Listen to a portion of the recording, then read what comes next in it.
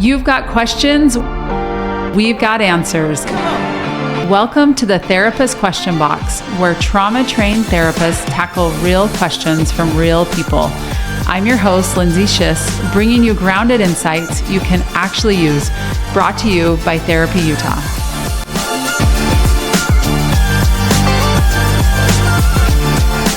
Welcome back to another episode of the Therapist Question Box. We are here to answer your tough mental health questions, so ask away. Truly, asking questions and writing in your questions is what gives this podcast fuel. So write in those questions. Let us know your frustrations around mental health, your questions, your concerns, and we are here to address them. Today I have with me Anna Smith. Anna, thanks for being here. Thank you for having me. We are going to discuss a question that I think is really interesting and one that I think is a little bit maybe under the radar. And so I'll go ahead and just start right now with the question, and then we'll dive right in. Here's the question. I've noticed that whenever life feels calm, I get restless and almost create chaos without meaning to. Why does peace feel uncomfortable? So the first part of this question, I actually thought this is a person that is really aware. I mean, this is some really good introspection happening just in this question. But I thought I can feel the frustration that's happening with this listener. So your first thoughts when you hear that question? This is a person that's ready for change. Yes. Right? That self-awareness is really important part. Recognizing a pattern first, the chaos, I would say, is where that awareness begins. Right. Is saying there's something different going on and I don't like it. Yeah. I love that. First step is self-awareness. We can't figure things out unless we look in the mirror and say, wait a minute, what's going on with me that I actually sabotage the calm that's happening in my life? Right. Because isn't that the goal for most people, to like have peace, calm? Right. I would say it's not necessarily my goal as a therapist for them to have peace and calm, but in my personal life, that's what I aspire to, right? We're not trying to sabotage ourselves. Right. We want to have peace and calm. That's our goal. Yes. So when you hear this as a therapist, what's the first thing that comes to your mind about a person that isn't okay with calm? The first thing that comes to my mind is attachment style, but also their nervous system, because chaos, someone that is familiar with chaos, they don't necessarily choose it. It is something that is wired early in life that you actually want, that you look for chaotic. You don't believe you do. It's an unconscious thought, but that's where my mind goes first, is there's something in their nervous system that is actually attracted to this chaos. Okay, but why would someone's nervous system ever be attracted to chaos? Like, that seems like the opposite. Like, my nervous system, when we talk about nervous system, it's like, no, I want to keep it calm. Why would someone be wired for that? This is a hard way to look at it, I think. But you've got to see the positive in it a little bit of what it's doing for you. Why are you drawn to chaos? It gives us a lot of identity. Okay. So I am going to go back to childhood. All right. So as a child, if I grew up in a really chaotic home, there would be an identity of, I need to either be the strong one, I need to be the fixer, I need to be the peacemaker, I need to help people manage their emotions. Look at all the identity that comes up in that. Well, and also, I have a position that's needed. Yes. I'm wanted, I'm needed, even if there's chaos. Like, I actually thrive in this because I can do something about it, or I have a purpose. Yes. A purpose. I think that is key. I think often in our families, we go, who am I? Where do I matter in the system? So what you're saying is it gives them an identity and a purpose. Yes. So that would be very satisfying in a lot of ways, that I know where I'm supposed to be or do or who I am. And so that's why I say we have to look at what we're actually gaining from the chaos a little bit. And that does require us to step back from it a little bit. But then as an adult, I'm going to give you the analogy of driving a car, right? In the beginning, it feels really, really difficult. It feels really hard. Turning the blinker on, getting the brake. I've taught 3 of my children to drive cars. Not using and both it feet. is nerve-wracking. The worst. Right? The worst, yeah. But at some point it becomes very, very regular, right? Another analogy would be when we wake up in the middle of the night, we can navigate our entire house without turning on the lights. Okay. It becomes very, very natural because our brain learns these patterns. It has that pattern. We can call them ruts. We can call them connections, but the brain gets those connections and it just becomes second nature to us. So I don't think about turning the blinker on or how to get the windshield wipers on unless I'm renting a car and all of a sudden it's a new one. I don't think about how to get to my kitchen in the middle of the night. It just is natural. It's totally normal. So chaos is a lot like that. As a child, we grow up, we maybe don't know that it's normal in the beginning, but we soon realize this is a very normal part of life. I know what to do. So here's what I'm hearing is that our brain is wired for ease, for what we know, for what feels normal and natural, maybe more than what is the best for us. Absolutely. Okay. Right? The brain's main goal is to keep us alive. Yep. It will always look for ways to survive, not thrive, not grow. It wants comfort. It wants safety. Yes. Safety and comfort, number one. Yes, safety Right? and comfort. And that seems weird too, because I'm like, chaos doesn't seem very safe, but it can be very safe feeling. But one thing that you said I think is super important is that we may not even know we were raised in that environment because turns out, guess what?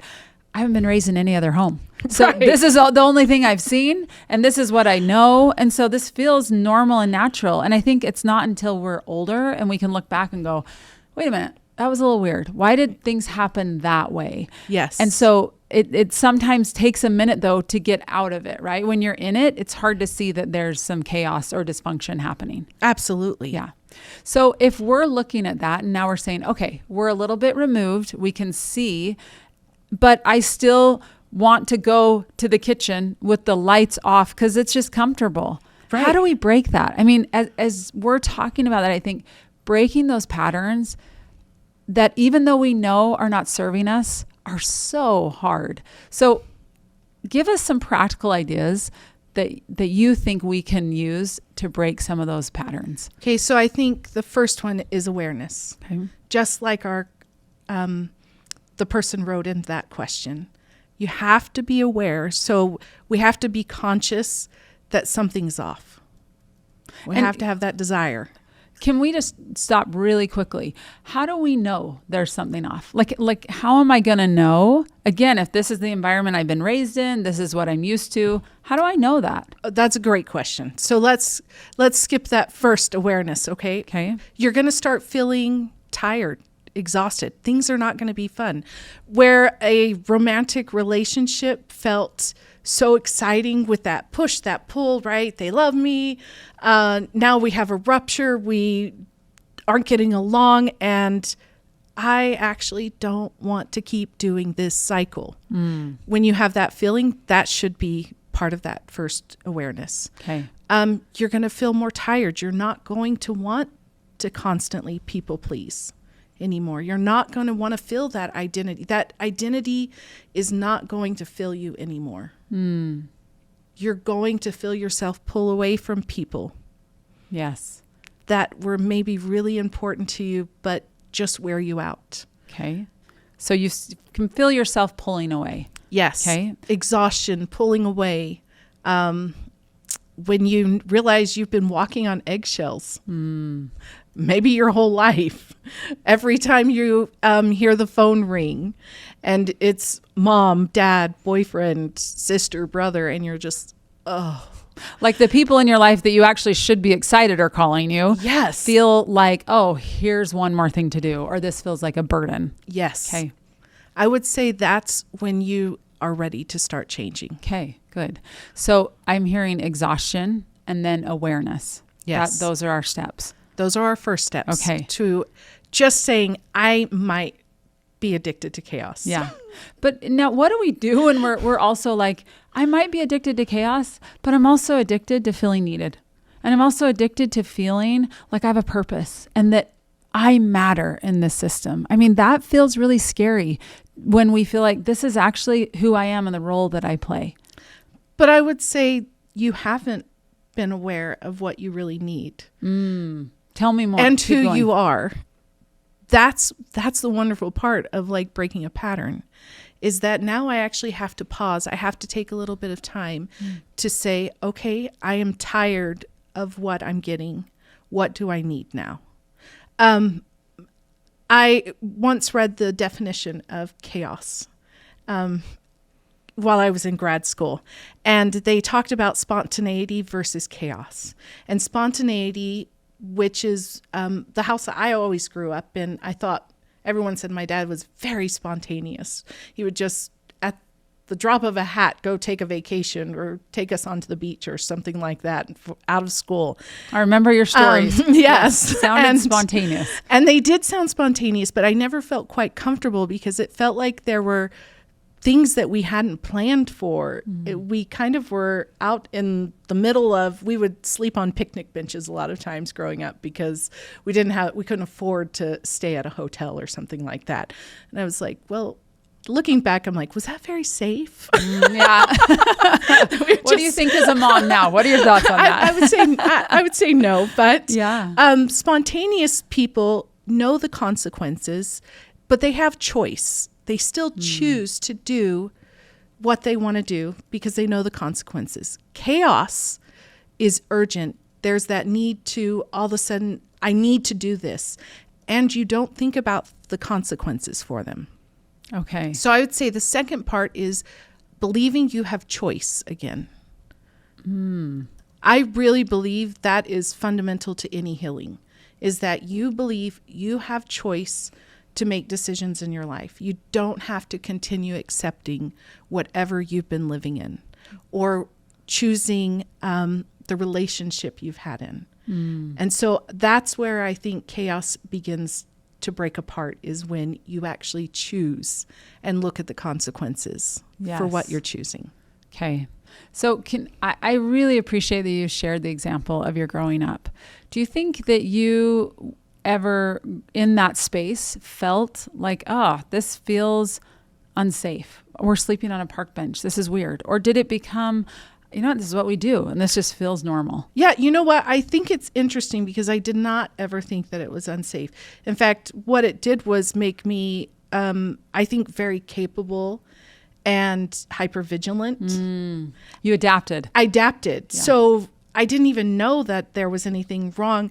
I kind of started to see cracks when I came to college, and all of a sudden things were very different. I'm like, wait a minute, this is like on the movies. Yes. Like, this is a weird example, but I went to a friend's house, one of my roommates' house, and her grandfather had like creamies and like ice creams in the oh yeah, love creamies. I know that freezer. Yeah. And I was like, wait, like there's like clean homes and organized things, and grandpas really, give you treats.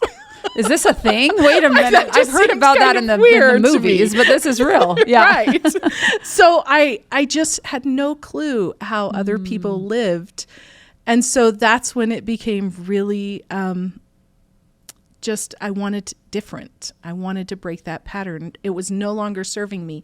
But I would say what it did make me believe was something was wrong with me because I didn't fit. So chaos, I think, often will make you question your identity. And that's why we pull on these other hypervigilant. I need to be better. I need to be more generous. I need to be kinder. I need to be a peacemaker, whatever that looks like for you. I would say some people, it's even the strong one. I need to be tough. I can't be emotional. I need to be watching out for everyone else's emotions because chaos or anger or frustration, whatever, can erupt at any minute. Yes. So that's what we switch into. We kind of go into that shame part of something's wrong with me if I am not able to live in this environment. It's interesting as you're talking. I think I have so many feelings come up as you talk about this with my own childhood experience and the way that you adapt to chaos, and that it really feels like you're doing something to help the environment and to help the people but the truth is, especially as a child, there's only so much you can do, right? You're a child, there's adults in this situation. And it's interesting you said that. I had the same experience when I moved to college, and I had some distance from it, and I could look and go, wait a minute, that's wild. That I showed up in this way, right? Or that I was trying to stay home from friends' houses because it would make things a little calmer at home. Right. I didn't realize that was really not normal, because that was what I did. It just kind of made sense. And so one of the things that you said and that resonated with me is, I think, being out of it. When you can step out of it, but what do you do for the people that are in it, right? I think of kids or in relationship when you are in it, and it's hard to see because I don't have an overview lens. I'm actually just in it. I'm a part of it every day. What are your thoughts on that? I think that's really, really difficult because we talk about boundaries for protecting your values, protecting your space, but I think boundaries get really difficult with family members and loved ones, so if a significant other. But I would say that is the key. I have to believe that I have choice, once again, that I can decide something different, that I can hold these boundaries, and that people aren't going to leave me. I have it in a chaotic relationship. It's so attached to, if I do these things, then they will love me, they will accept me, they will want me, they won't leave me. But we have to be able to believe that, you know what, if I choose these things because I really believe they are good for me, then either that person is going to adapt or they maybe aren't right for my life. Oh, and honestly, even you saying that, I think that is so hard. Yeah. Oh, that's even saying it myself, I'm just like, oh, there's a heaviness, right? But there is some truth in that people, they will start adapting if they really want to be in your life. But here's what I hear too, is that I'm willing to let that person walk away. Like, I have to say, I matter enough, and that my needs matter enough, and that this chaos is no longer serving me, that I hope this person will adapt. But if they don't, then that's the choice I make, because I'm choosing peace and I'm choosing myself. I mean, that's a courageous decision. It is a courageous decision. And I would say it is so important, though, especially if you have children, right? Because you're introducing those same neural connections. That same nervous system response is going to continue. And so I would say that's the courageous part, right? That I want something different for me. I want something different for my children. I want something different for my relationships. Yes. Right? I want something that is healthy.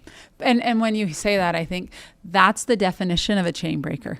Yes. That is the definition of a chain breaker. And there's a reason why chain breakers it's difficult, because you have to put all those things into account and say, I choose this for myself, for my children, for my relationships going forward. And it might mean some heartache in the here and now. And I'm willing to do that because I can see there's a better way. And I believe that I don't want to live in this environment anymore. I'm done living this way. Yeah. And I would even say it's not going to, like, now we're getting the good feelings coming, right? Because we're just like, oh, chain breaker and stuff.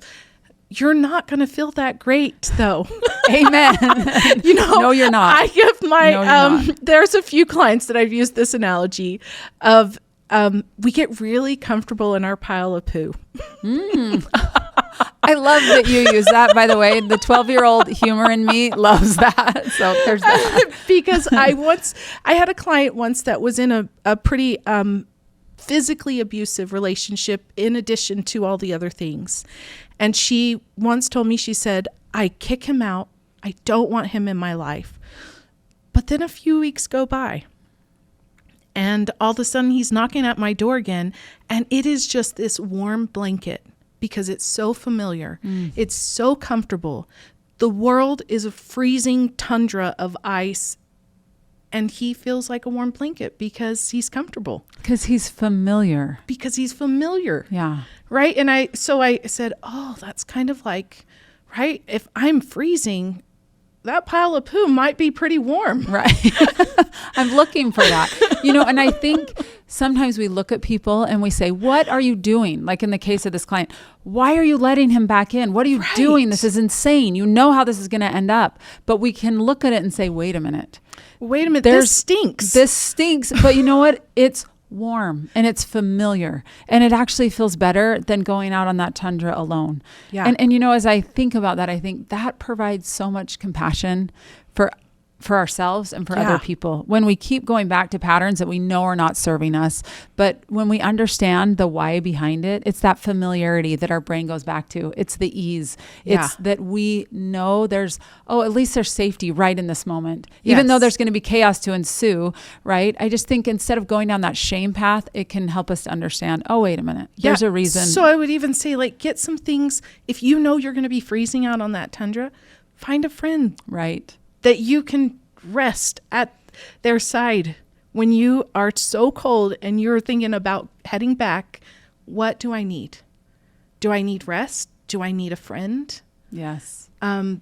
What is it that I really need so that I don't keep returning back to the familiar, to the comfort? And that, to me, when you say that feels so empowering. Yes. Like I'm going to look for what I'm lacking and I'm going to find it. And I'm going to find other people, other things that help me to fill that void, because this is not healthy to keep going back here, right? Yeah. So tell me what building a new normal might look like for someone that has been in this pattern and that is seeking to get out. A new normal is, like we said, going to look uncomfortable. Okay. If you are going to the gym and you never feel sore afterwards, are you changing anything? I don't think so. I don't think so either. Darn it, but that would be awesome. There's going to be some pain, right? Yep. So I would say building that new normal, realize that pain just means growth. Pain does not have to mean suffering. Pain does not have to mean that this isn't getting better. It actually means that there's probably new growth, that you're doing something new that is uncomfortable, but that's going to change you for the better, right? Get comfortable with boredom. That's a big one. That is a big one. I see a lot of people that grew up in chaos don't know how to rest. They are in constant motion. They want to be cleaning. They want to be, and not because they actually want to be, but they don't know how to just sit still. Girl, you're talking to me. Right. and sometimes I will think that, like, what am I doing? Why do I have to keep being productive and doing and doing? But because maybe it is felt that safer. Yeah, it's that discomfort around it. Sure. Yeah, it felt safer to be in motion. Yeah. Moving targets harder to hit. Yes, that's such a good point. And so getting comfortable, just learning to be with yourself, with your thoughts, being a little bored, maybe taking a little bit of time to find a hobby, something that doesn't have purpose, really. Yes. But again, just being with yourself. Being with yourself. Yeah. And it's really easy to not be with ourselves in our day and age, right? We are so distracted, and it's really easy to avoid that. And that noise that happens when you're alone, that's scary for most people. Totally. Right? But get familiar with it so it's not so scary anymore. So that we don't mind when those words come back at us, we can actually start challenging them. Okay, wait, no, it's not my responsibility to make everyone happy. It's not my responsibility to make sure that everyone is calm. Yes. And I think that is the key, is it is not my job, right? And as you're talking, what I keep thinking is it requires us just to take a beat, take a breath, get curious about what's going on. What is my body telling me? What am I experiencing right now in the moment? And I think sometimes we just keep going and we're barreling through, right? This train going this direction. Yeah. And if I can take a step back, and that's what I'm hearing from you, take a step back and go, why do I feel the need to just keep being productive, moving all the time? Why do I feel the need to, why is being a little bored so uncomfortable for me? Or why is being with someone who is a little boring? Yeah. So problem. Uncomfortable. Right. Right. Like right. I see that in relationships all the Totally. time where they're like, oh, he's not so passionate. Right. He doesn't, or she, right? Isn't that interesting? Like, oh, okay, but they have a great job. They love you. They're caring for you. Everything on your list of a lot of good here. Safety and trust looks like is there, but there's not the spark. Yes. That's a really big clue too, that you might be in the middle of a chaotic pattern. Yeah. Such good insight. And I think that reminder that if peace feels uncomfortable, it's not wrong. It's just unfamiliar. It's just unfamiliar. Yeah. And we can get familiar, but we just need to give ourselves a chance to do it. Yes. Yeah. So Anna, with everything that you talked about, I love the things that you shared, and it obviously resonated with me. I can feel it, and I can feel it as we're talking. Is there anything that we didn't cover that you feel like is really important that our listeners hear about this? I mostly just want to give hope, right? That you can be the change. You can make a difference. You can rewire your nervous system, right? I would say understanding your nervous system and how this becomes a pattern that is just so familiar. That's where we do have a lot of power. We have so much power to choose in our life what we want to do going forward. I don't care if you're a teenager just barely leaving for college, or you're in your 40s, 50s, 90-year-old, right? You still have the ability. Your brain is amazing. It will remember things for you, but it will also change. Yes. We can make new connections. And it's never too late. Never. I think about my grandpa who passed away at 106 and was, by the way, living alone, driving himself and taking care of himself. And at 99, my grandmother passed away. And I saw change in him in those next 7 years that I had never seen. Yeah. And I thought, boy, if we don't think that the brain can continue to change, that whole, you can't teach an old dog new tricks. Well, that is not the case. It is not the case. And science backs us up 100% on that. Yeah.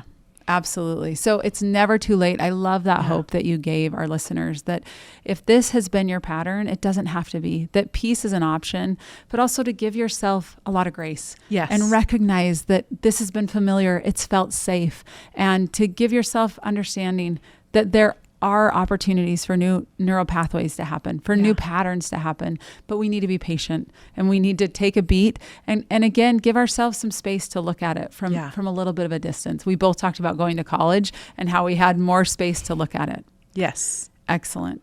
Well, I love this discussion. I think sometimes, again, we are in chaos and we don't even know it.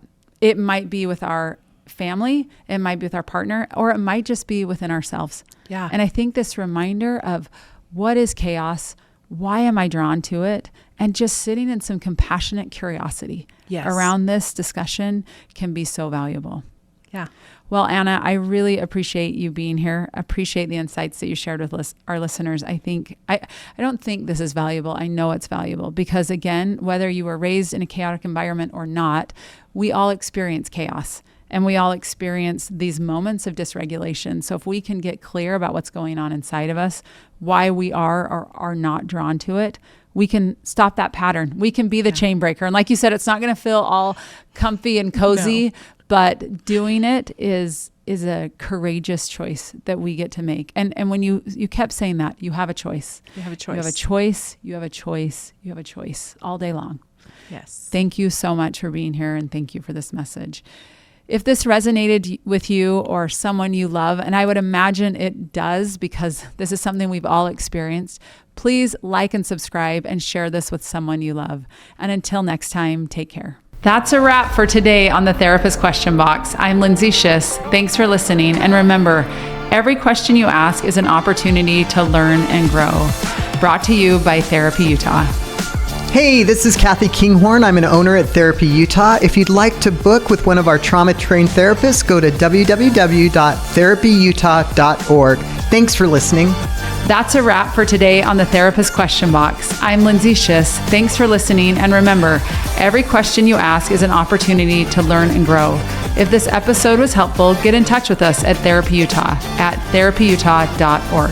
That's a wrap for today on the Therapist Question Box. Thanks for listening. And remember, every question you ask is an opportunity to learn and grow. If this episode was helpful, get in touch with us at therapyutah.org.